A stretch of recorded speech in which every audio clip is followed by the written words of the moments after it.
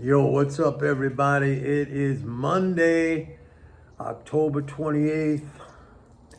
Went to the range today. I don't know if any of you guys saw the Trump rally in New York City yesterday. Unbelievable. Madison Square Garden sold out, and tens of thousands of people in the streets outside in support of Trump. Like, unbelievable. This is New York, folks. It's a blue state. I don't know. Maybe he'll flip New York. You know, the last time that happened was Reagan in 1980. But like, incredible turnout. But I didn't listen to the whole thing, but I listened to Elon Musk a little bit. And Elon Musk has got this hang up.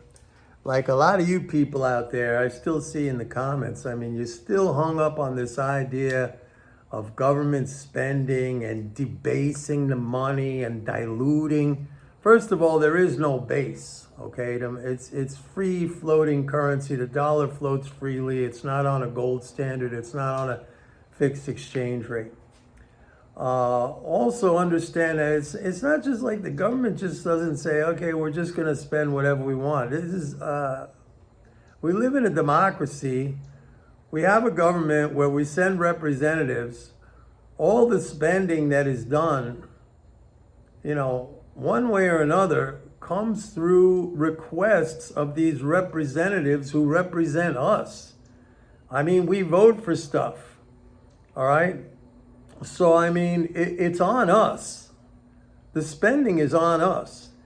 And again, I mean, you can't say that the spending automatically creates inflation. Look, economists have an equation they call the quantity theory of money. I don't have fancy graphics here, but it's not that hard to follow along. The quantity theory of money can be expressed as an equation, MV equals PQ, where M is the money supply, P is the price. I'm sorry, MV. M is the money supply, V is the velocity. That's how quickly the money turns over, you know, in transactions, equals P is the price, times Q is the quantity of goods and services, all right? Now remember, these are all variables. M is a variable, V is a variable, price is a variable, quantity is a variable.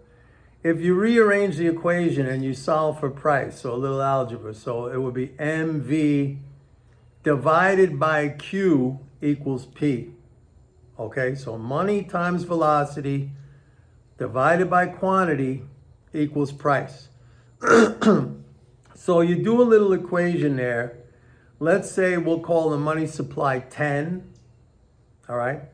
Let's say we'll call the velocity 1. We'll keep that as 1 to make it simple.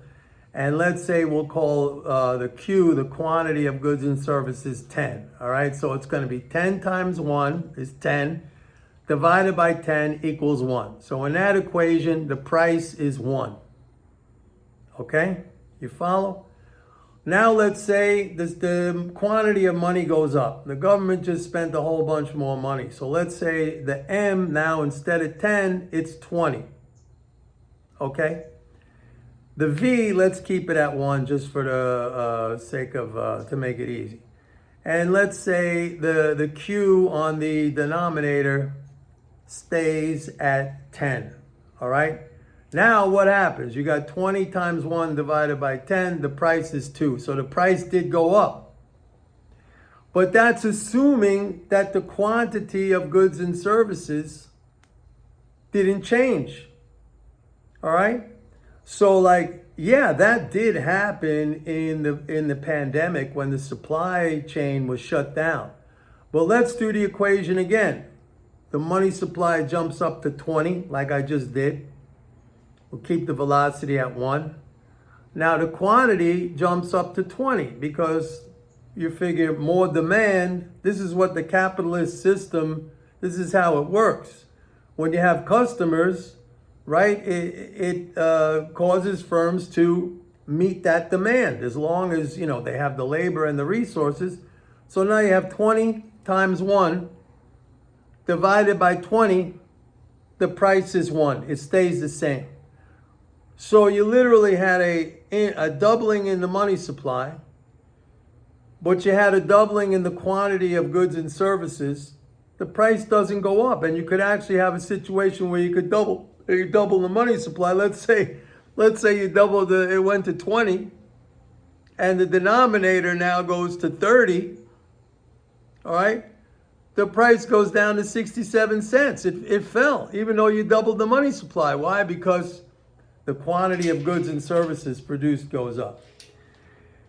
The Elon Musk thing, this guy, as smart as he is, and I've done so many videos on this guy, and it's really, really disappointing. I find it disappointing because I like the guy, and I think he's amazing, like in his, the things he's engineered and he's done and he's built, like it's unbelievable.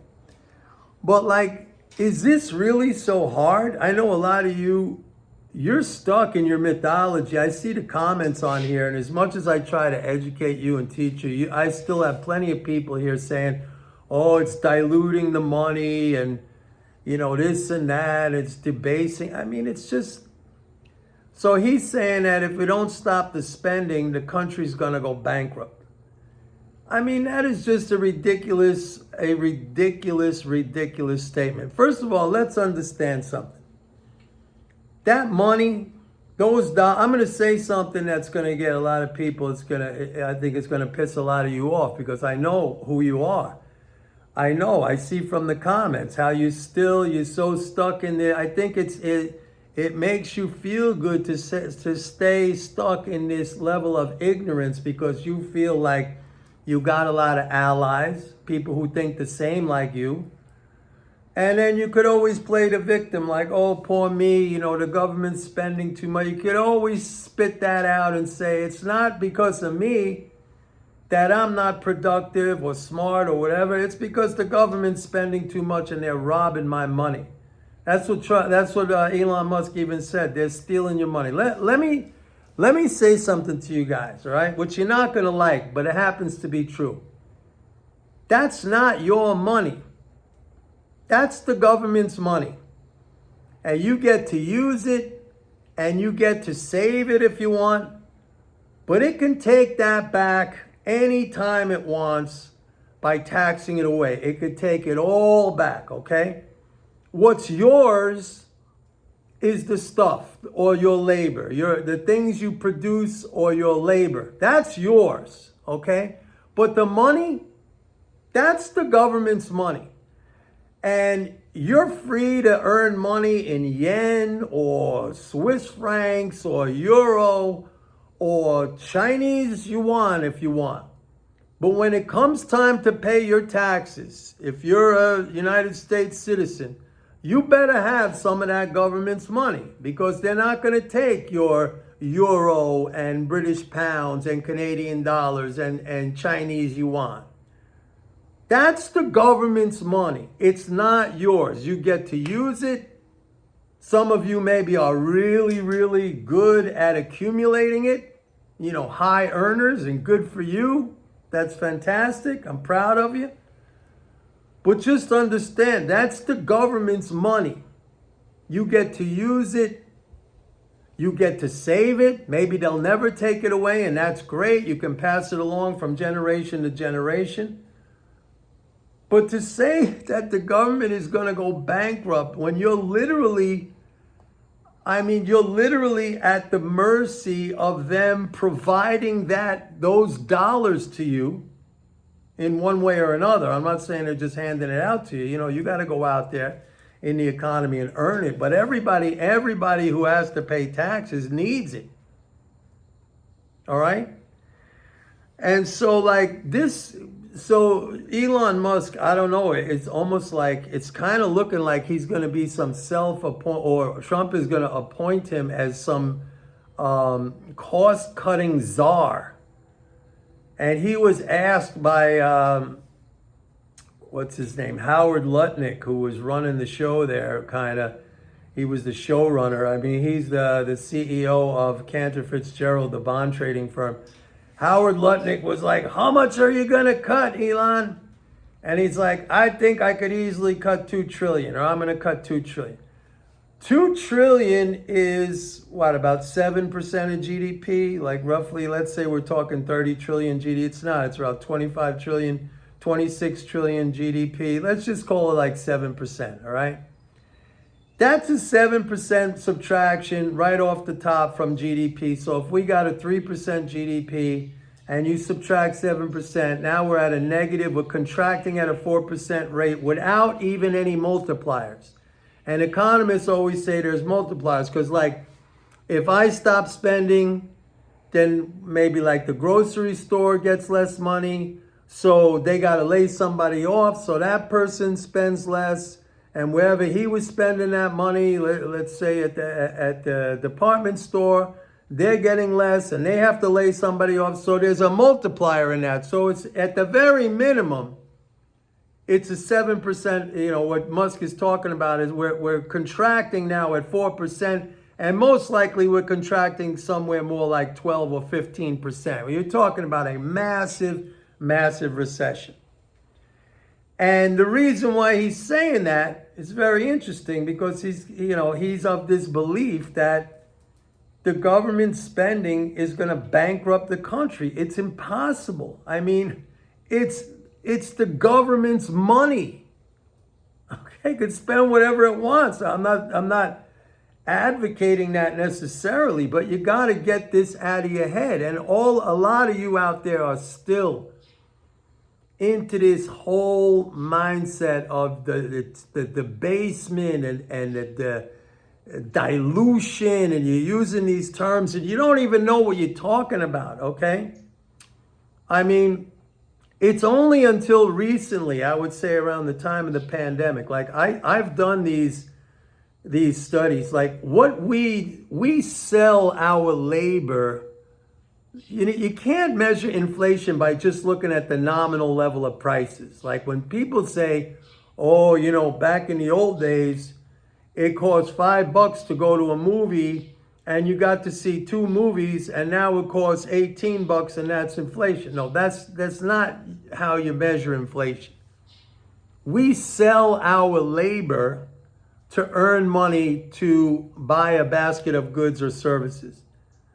How many labor hours does it take to buy a basket of goods and services, okay? So I've done these studies, and up until, like, for example, take like in 1968, if I remember the numbers correctly, I don't know, like a new car, brand new car was something like $2,500. And it took, I don't remember the numbers off of the top of my head. It took, back then, the minimum wage or the average hourly earnings was something like $2 an hour, $2.17, something like that. Now it's like, it may be around 30, I don't know. So you multiply the number of hours it took to earn that $2,500, $3,000 car. That's what it took in terms of labor hours to buy that car. So how many labor hours does it take today at whatever, $28, $30 an hour, 25, whatever the number is, I forget what it is off the top of my head. Cars are maybe, average price of a car now maybe $35,000. Up until recently, and this is true because I used to do this thing almost every year, up until the pandemic when things really went crazy. Basically, it was the same. Like it took basically the same amount of labor hours now to buy a car as it did back in 1968. So, if you're going to talk about this debasement and dilution and all this crap, you don't know what you're talking about, okay? You're just spewing out these kind of talking points that have been around for so long.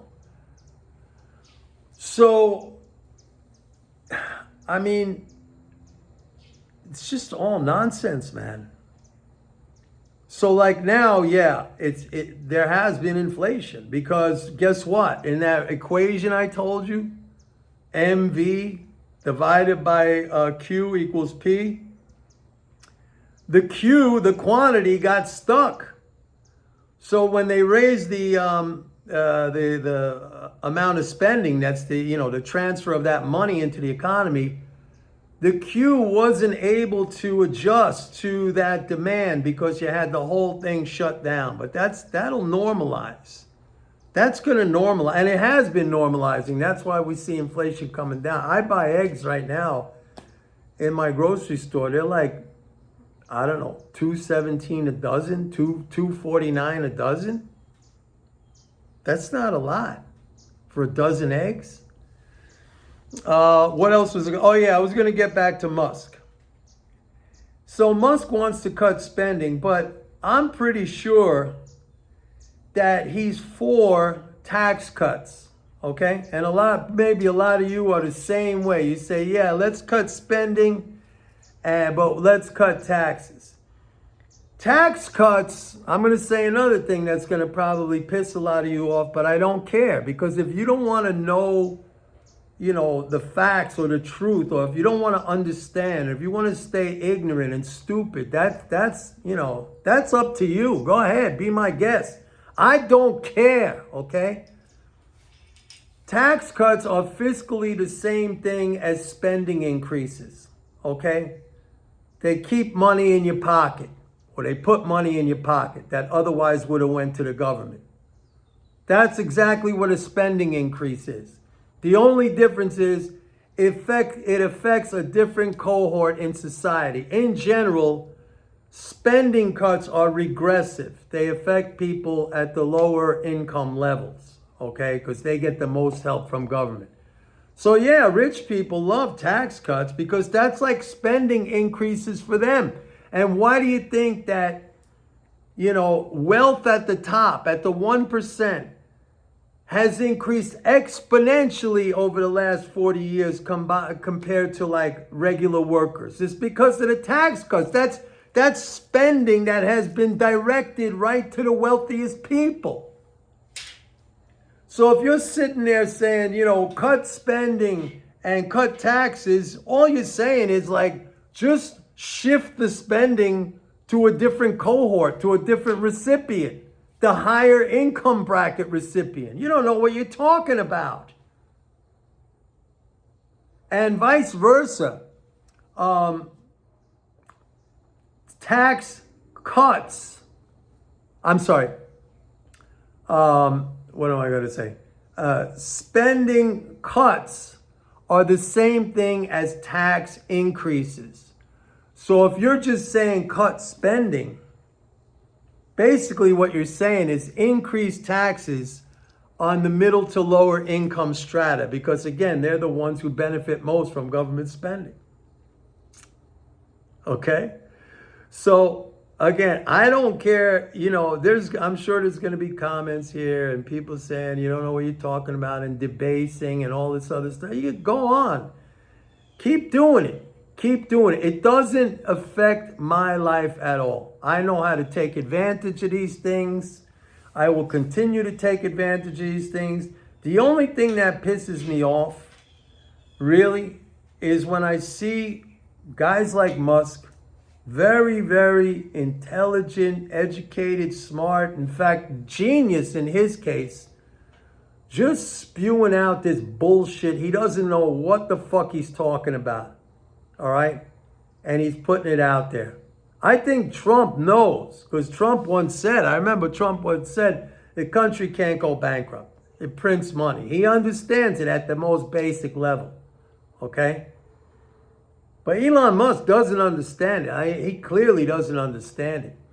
And I don't know what's going to happen. I mean, I voted for Trump today, as a matter of fact.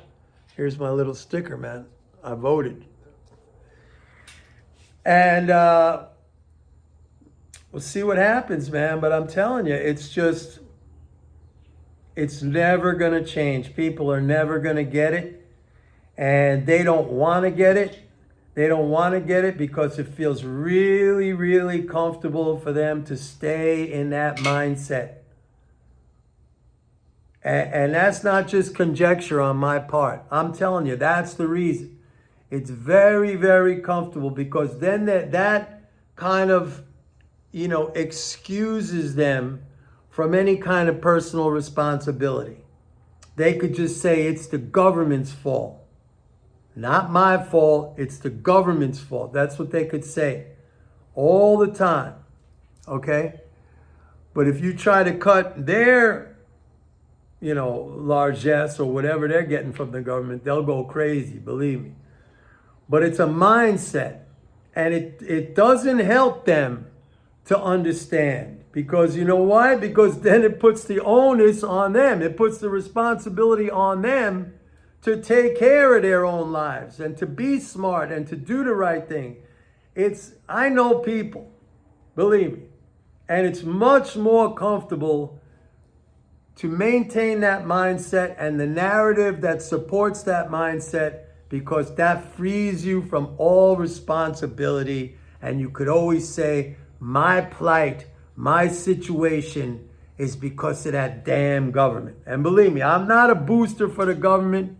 I moved down here to Florida because I like guns, I like freedom, I like, I'm out here in the boondocks, nobody's bothering me. I freaking love that, okay? So don't think I'm here, rah government. No, absolutely not. I'm responsible for myself, and I accept that. But I understand how people are. I've been doing these videos, Jesus, for 15 years I've been making these videos. And I still see the same comments up here about people, all this bullshit about government spending, blah, blah, blah. And yet, if you ask these people, are you a capitalist or a socialist? They're like, oh, I'm definitely a capitalist. I'm not. Oh, yeah? Well, I guess you're a capitalist who doesn't believe in the profit motive. Because when you say stuff like that, you're basically saying that the profit motive doesn't exist. Because if there is spending in a capitalist society, you're going to find firms and businesses and entrepreneurs who are going to respond to that spending and create the goods and services to meet that spending, because they're going to make a profit doing it. That's how capitalism works. Anyway, that's it for today. Please like and subscribe, and go to my website, pitbulleconomics.com. Sign up for a 30-day free trial to MMT Trader. Bye.